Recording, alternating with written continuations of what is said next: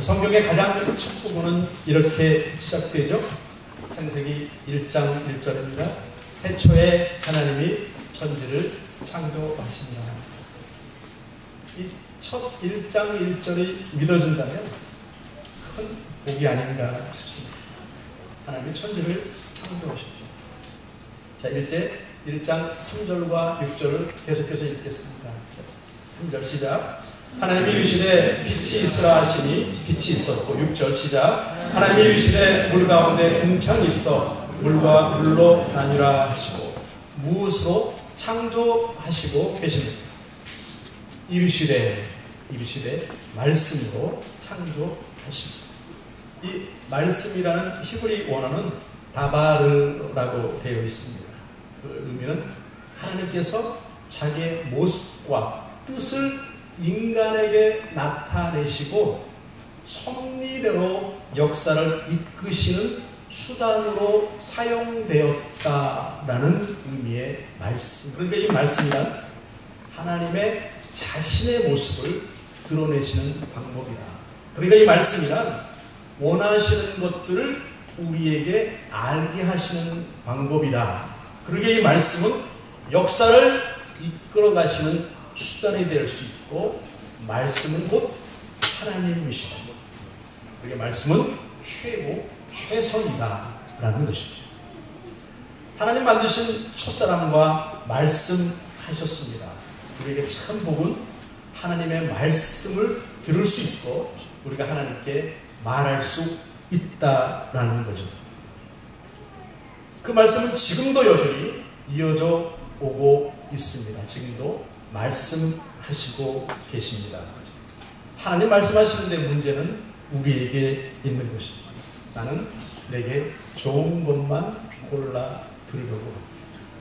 나는 수시로 내 귀를 막고 내 마음에 주시는 메시지를 들으려고 하지 않습니다. 말씀을 빼고 더하고 온전하게 하지 못하는 것, 불순종하는 것, 그것이 죄가 되고 이것은 하나님과 대화하는 은혜를 단절시키는 요인이 되고 말았습니다. 자, 이제 하나님 우리에게 말씀하시기 원하시는데 우리는 그 말씀을 들을 수 없는 죄진 존재가 되었습니다. 그러나 하나님은 말씀하셔야만 합니다. 그래서 특별히 그 시대에 필요한 사람을 골라 선지자들에게 말씀하시고 그 말씀을 우리에게 대언하게 하셨습니다. 그 말씀의 주제는 우리를 구원하시겠다, 우리를 위해 구세주 예수를 이 땅에 보내시겠다라는 것입니다. 자, 그 이후에 아브라함을 부르시고 이삭, 야곱에게 계속 말씀하시고 그들이 그 말씀에 순종하였기에 하나님의 뜻이 그들 속에서 나타나게 하시고 계십니다. 자, 첫째 내지는요, 거룩하신 말씀, 바로 성경. 모세가 등장합니다. 하나님은 당신의 말씀을 모세에게 기록하도록 감동시키셨습니다. 이제 글로 기록된 말씀을 후손에게 만들어 주신 것입니다. 기록은 우리 곁에 가까이 다가올 수 있습니다. 또한 기록은 증거가 되는 것이죠. 하나님의 말씀이 기록되어 하나로 묶여진 성경이 되었습니다. 보십시오. 모세가 처음 책 창세기, 출애굽기, 레위기, 민수기, 신명기, 히브리어로 첫자를 딱 토라, 모세 오경, 율법서를 감동으로 받아 적던 시기는 애굽 왕조 12대 때, 그러니까 before Christ, 예수님 오시기 1440년이었습니다. 1440년 전에 모세는 성경의 첫 5책을 기록합니다. 자, 1440년 전에 기록한 그 책이 흘러 마지막 책, 우리의 성경 요한계시록까지. 요한은 사도로서 하나님의 말씀을 받아 계시록을 기록합니다. 그때는 예수님 오신 후 AD 90년이었습니다. 그렇다면 첫 책 창세기로부터 마지막 책 요한계시록까지는 무려 1500년이라고 하는 엄청난 시간이 흘러갔다라는 것이죠. 그 긴 시간 동안 40여 명의 사람들을 불러 감동시키시고 어떤 시대에 그가 있었던지, 어떤 배경, 어떤 학벌, 어떤 직업을 가지고 있었던지 하나님의 한 음성으로, 한 감동으로, 한 하나님이시기에 그로 기록하여 받아 적게 한 하나님의 은혜가 성경에 담겨져 있는 것입니다. 놀라운 사실은 그 모든 기록들이 시공간을 다 뛰어넘어 하나의 객도 우리에게 보여주지 않고 있다는 사실이죠. 한 가지 주제로 처음부터 끝까지 동일하게 흘러가고 있다는 사실이죠. 본문은 다시 한번 이렇게 말합니다. 함께 읽죠. 시작. 너희는 여호와의 책을 자세히 읽어봐라. 이것들이 하나도 빠진 것이 없고 하나도 그 짝이 없는 것이 없으니 이는 여호와의 입이 이를 명하셨고 그의 신이 이것들을 모으셨기 때문이다. 그 기록하신 것들을 보존하신 하나님의 은혜, 그리고 그 보존하신 것들을 한 권의 책으로 내 손에 들리게 하시는 말씀이신 하나님이 말씀하시기 위해 우리에게 다가오시는 적극적인 개입하심이 바로 성경에 들어있다라는 것입니다. 성경 얼마나 놀라운 은혜고 축복입니다. 두 번째, 그 말씀, 성경, 살아있는 말씀, 예언의 완성들을 봅니다. 성경 말씀은 기록되어 있기에 우리가 흔히 생각할 수 있는 갇혀버린 말씀이 아닙니다. 성경 전체의 27%나 되는 1817개의 예언의 말씀들이 담겨 있습니다. 다른 종교의 말을 하기는 그러나 다른 종교의 경전들에는 사람의 머리로 기록한 것이기에 예언의 말씀이 들어있을 수가 없습니다. 사람은 예견할 수 없기 때문이죠. 혹 예언의 말씀들을 적어 놓았다가 이것이 신뢰를 떨어뜨리는 위험을 줄까 원치 아니했기 때문이다. 그러나 하나님의 말씀은 수많은 예언들을 포함하고 계시고 그 예언들 그대로 이루어 가시고 계시다는 사실입니다. 성경 전체 흐리는 하나의 주제가 있습니다. 그것은 바로 주인공 예수님. 오실 예수님, 오신 예수님, 다시 오실 예수님. 그 메시아의 구원에 관한, 예수에 관한 성경 말씀을 보겠습니다. 이사야 53장입니다. 자, 시작. 그는 다음 말씀. 네, 1절 시작. 그는 강포를 행하지 아니하였고 그의 입에 거짓이 없었으나 그의 무덤이 악인들과 함께 있었으며 그가 죽은 후에 부자와 함께 있었도다. 예수님이 오신다. 죄 없으신데 그는 죽게 될 것이다. 그리고 부자의 무덤에 들어가게 될 것이다. 이 이사야서는 예수님이 오시기 760년 전에 기록된 책입니다. 그 말씀은 마태복음 15장 다음 절입니다. 함께 읽죠. 시작. 아리마대 사람 요셉이 와서 당돌이 빌라도에게 들어가 예수의 시체를 달라 하니 이 사람은 존경받는 공예원이요 하나님의 나라를 기다리는 자라. 예언하시고 760년이 흘러 예수님이 정말 오시고 죄 없으나 죽으셨고 그리고 부자인 아리마대 사람 요셉의 무덤에 들어가야 합니다. 더 나아가 오신다고 하신 예수님이 오셨고 그리고 다시 오실 예수님에 관한 예언도 성경은 말씀하시고 계십니다. 그렇다면 우리는 완성과 미완성 사이에 말씀을 딛고 서 있는 시기에 우리가 있다라는 거죠. 마태복음 26장 함께 있습니다. 시작. 예수께서 이르시되 네가 말하였느니라. 그러나 내가 너에게 이르노니 이후에 인자가 권능의 우편에 앉아있는 것과 하늘 구름을 타고 오는 것을 너희가 보리라 하시니 구약의 말씀을 믿고 그 말씀 위에 서서 오신 예수님을 우리가 믿습니다. 그러기에 우리는 넉넉히 충분히 다시 오실 예수님을 또한 말씀 위에 서서 믿을 수가 있는 것입니다. 오신 예수님을 믿으며 오실 예수님을 기다리는 우리의 삶. 두 번째로 보면 예수님 외에 성경에는 절절히 또 다른 하나의 주제가 흐릅니다. 그것은 바로 이스라엘이라고 하는 사실입니다. 이스라엘. 하나님께서 이 땅을 구원하실 예수를 보내시기 위해서 한 민족을 세우시기로 하셨고 그 민족이 바로 이스라엘, 유대인들이라는 것입니다. 이 민족은 하나님의 말씀이 성취되어져감을 보여주시는 본보기로 삼으시고 계시다라는 사실입니다. 창세기 12장을 함께 보겠습니다. 시작. 여호와께서 아브라함에게 이르시되 너는 너의 고향과 친척과 아버지의 집을 떠나 내가 내게 보여줄 땅으로 가라. 내가 너로 큰 민족을 이루고 내게 복을 주어 내 이름을 창대하게 하리니 너는 복이 될지어다. 하나님이 아브라함을 부르시고 축복하십니다. 하나님의 일방적인 선택이십니다. 그에게 이렇게 이르시되 말씀하십니다. 너는 민족을 이룰 것이고 복을 줄 것이고 너는 복의 근원이 될 것이고 창대하는 은혜를 네가 받게 될 것이다. 그러자 12장 4절에 아브라함은 이렇게 대답합니다. 시작. 이에 아브라함이 여호와의 말씀을 따라가고 말씀하시는 하나님, 순종하는 아브라함. 자, 이제 일들이 펼쳐가기 시작합니다. 아브라함은 이삭을 낳고 이삭은 야곱을 낳습니다.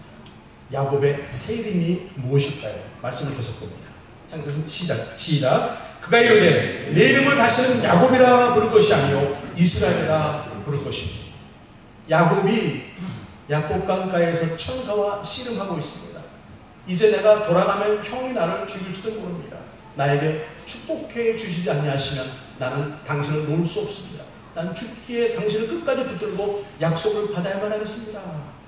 천사와 씨름하다가 천사가 야곱의 환도뼈를 쳐 엉덩이뼈가 부러졌습니다. 그래도 놓지 않자 이름을 묻습니다. 이름이 뭐냐? 야곱입니다. 야곱의 뜻은 뭐예요? 사기꾼.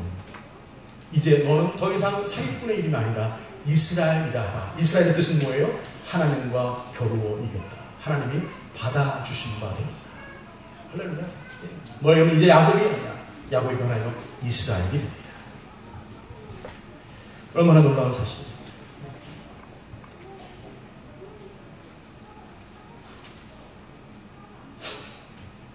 자, 그런 모든 예언들이 계속 이루어져 가면서 하나님의 나라가 세워져 가고 있습니다. 야곱은 12명의 아들을 낳게 됩니다. 그 12명은 이스라엘 민족의 족장이 되어서 한 민족을 이루는 우두머리들이 되어져 가고 있죠.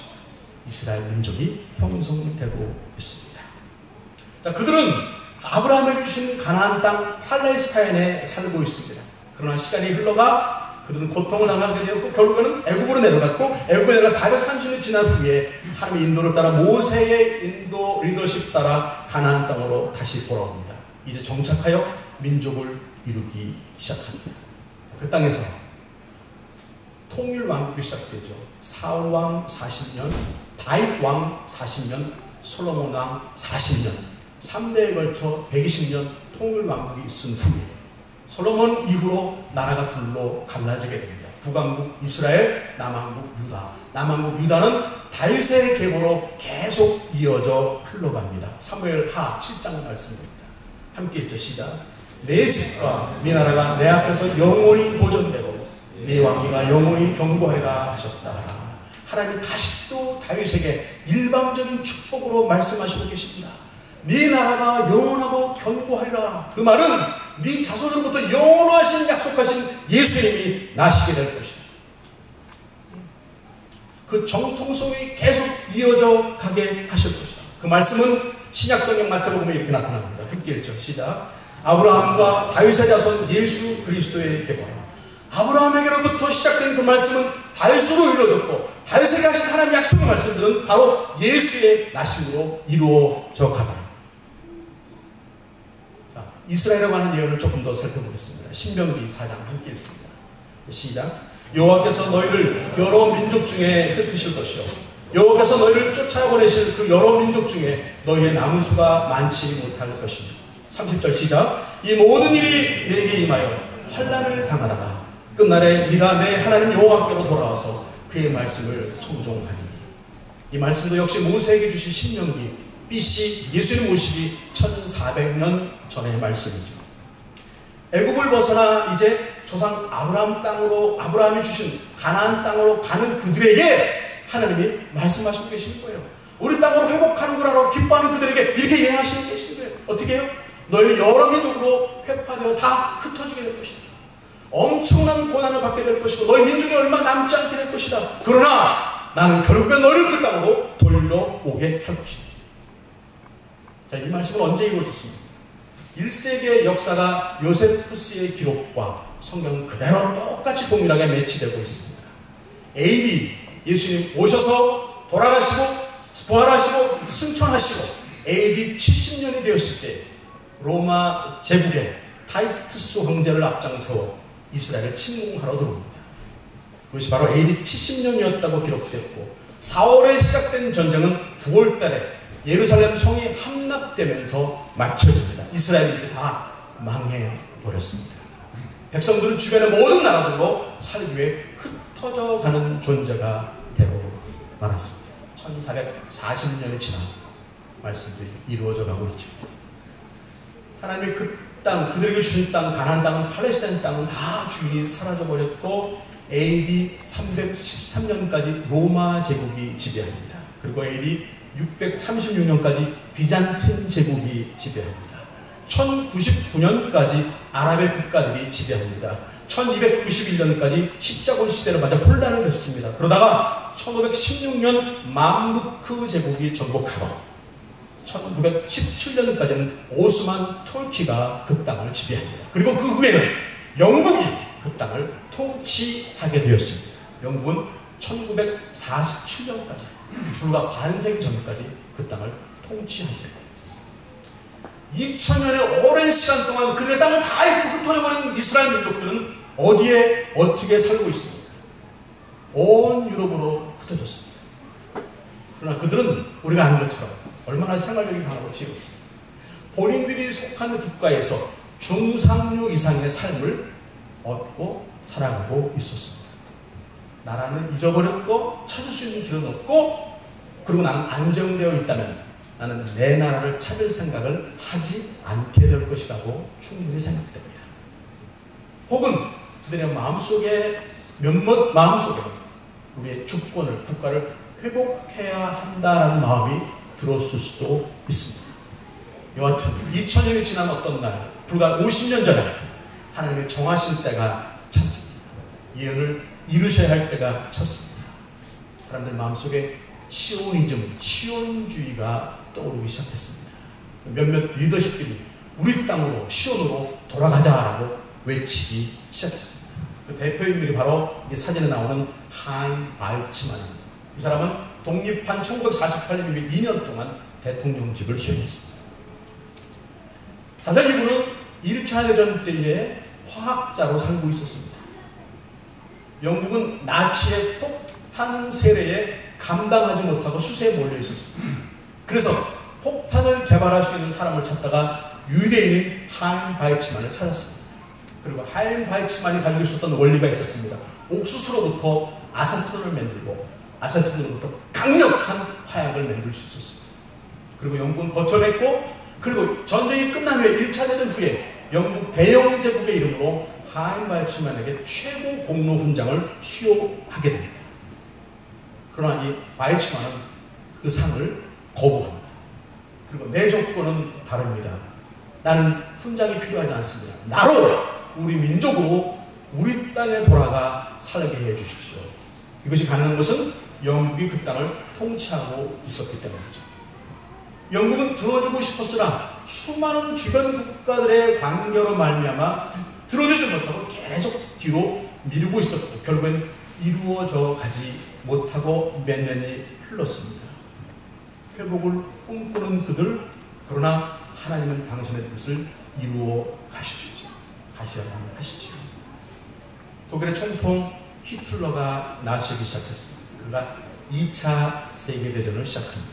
그리고 그는 우리 아리안 민족이 온 세계를 점령하는 것이 마땅하다, 우리의 적수 유대인들을 다 죽이는 것이 맞다, 유대인 말살 정책을 시작합니다.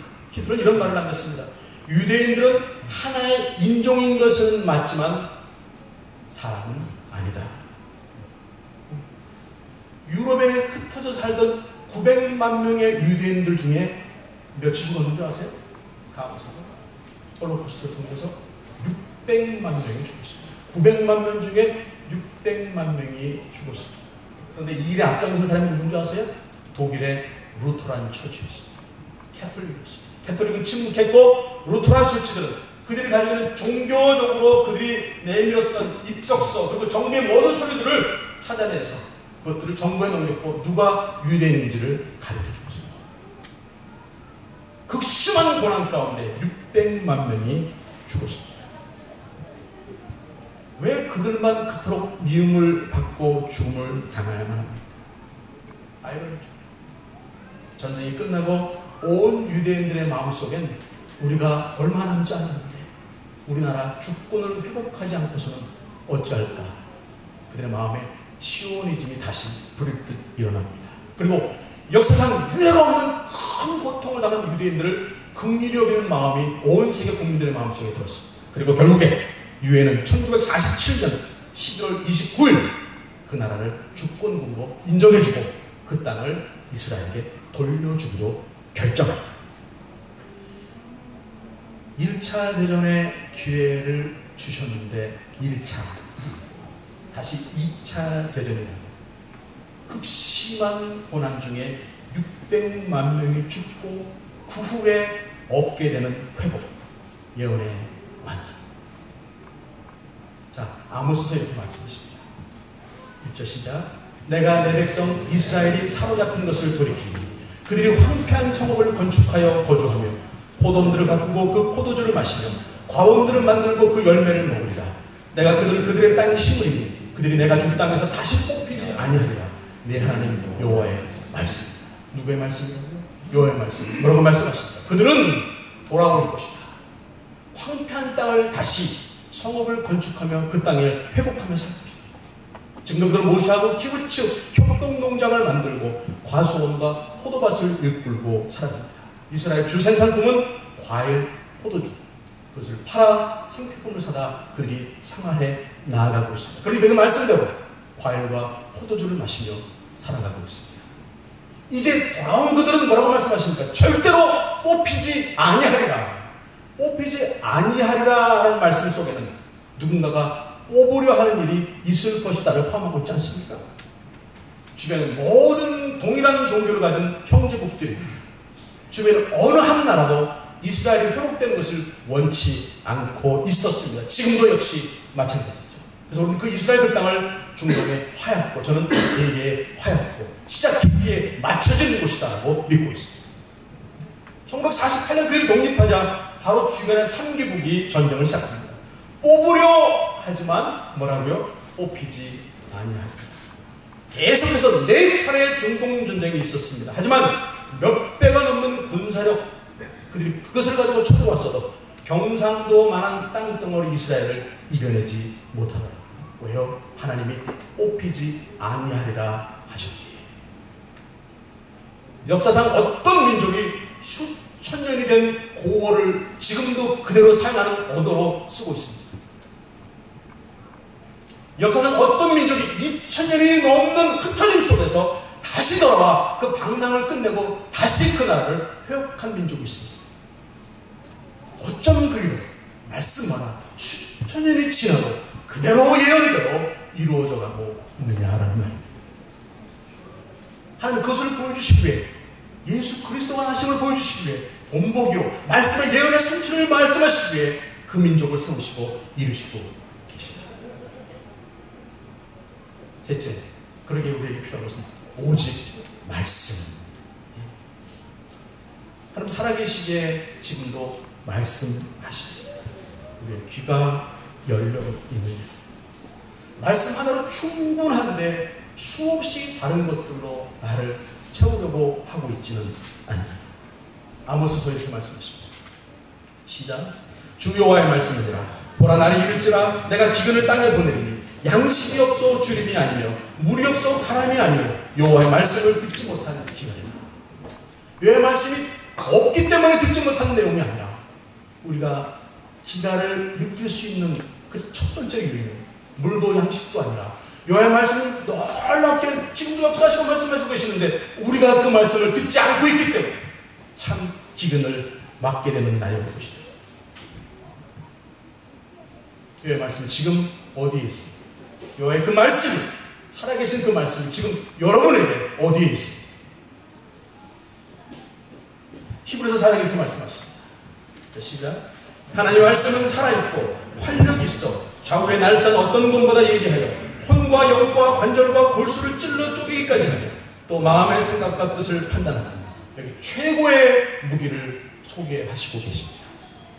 살아있고 힘이 넘치는 말씀, 좌우의 날선 어떤 것보다 예리한 것 말씀, 혼과 영과 관절과 골수를 쪼개고 찌를 수 있는 것 하나님의 말씀, 내 마음에 어느 누구의 마음의 생각과 뜻을 판단 올바르게 가게 하시는 하나님의 말씀, 오로지 우리가 붙들 것은 변치 않는 하나님의 말씀뿐이십니다.